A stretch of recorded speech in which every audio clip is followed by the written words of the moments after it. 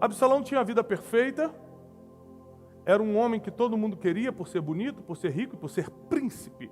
Ou seja, ele tinha tudo o que uma mulher procura num homem: status, segurança, beleza,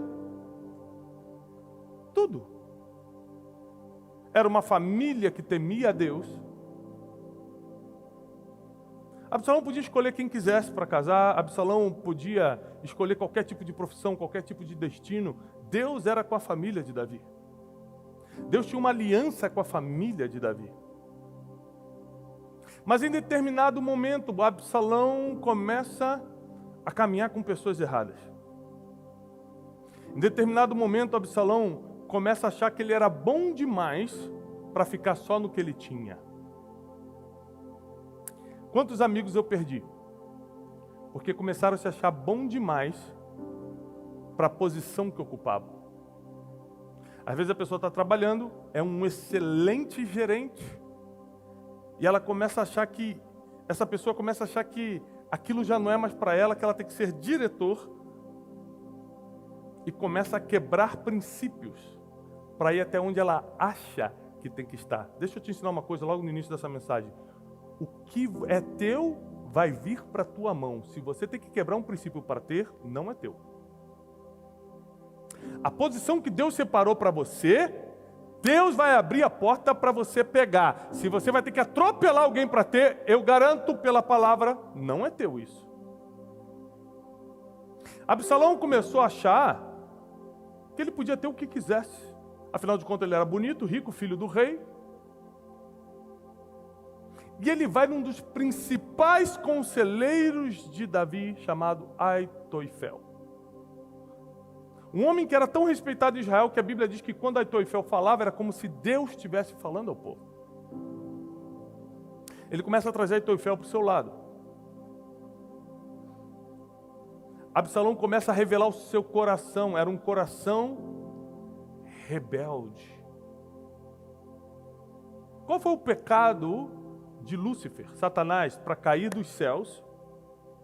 Levaram terça parte dos anjos e inaugurar o inferno. Qual foi o pecado dele? Rebeldia. Rebeldia. Anote isso que eu vou te falar agora, está em 1 Samuel 15, 23. Porque a rebeldia é pior do que o pecado de feitiçaria.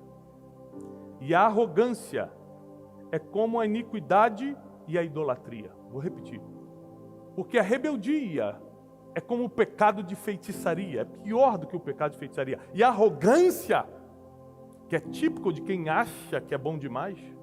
A arrogância é como se fosse a iniquidade e como se fosse a idolatria.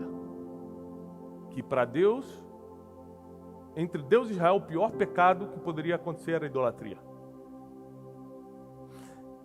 E um homem que tinha tudo para dar certo, Absalão tinha tudo para dar certo, começa a caminhar pela trilha da rebeldia. Ele começa a escutar pessoas que alimentaram isso, porque tem muitas pessoas usadas por Deus que estavam ao lado de Davi, mas estavam feridos com Davi. Você imagina que quando Davi comete o pecado e a injustiça de tocar na mulher de Urias, Batseba, que se transformou a mãe de Salomão? Imagina quantas pessoas à volta dele ficaram feridas, mas não puderam falar nada, porque afinal de contas ele era o rei. Deus perdoou, mas as pessoas não perdoam. Deus esquece teu passado, mas as pessoas insistem em lembrar o tempo todo. Aitoifel foi uma das pessoas que ao lado de Davi presenciou essa injustiça que Davi fez. 70.000 homens em Israel morreram por causa desse pecado de Davi, porque Deus falou através de Natã, o profeta, que Davi teria que escolher um dos 3 castigos. Ele falou assim: eu não posso escolher, eu prefiro cair na mão de Deus vivo. E naquele dia, Deus matou 70.000 homens de Israel para atingir Davi.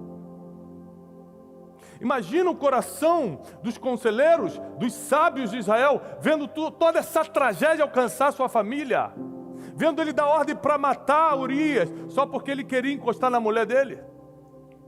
As pessoas não suportaram essa injustiça e criaram uma resistência contra Davi, mas ele era o rei, eles não podiam se levantar contra o rei.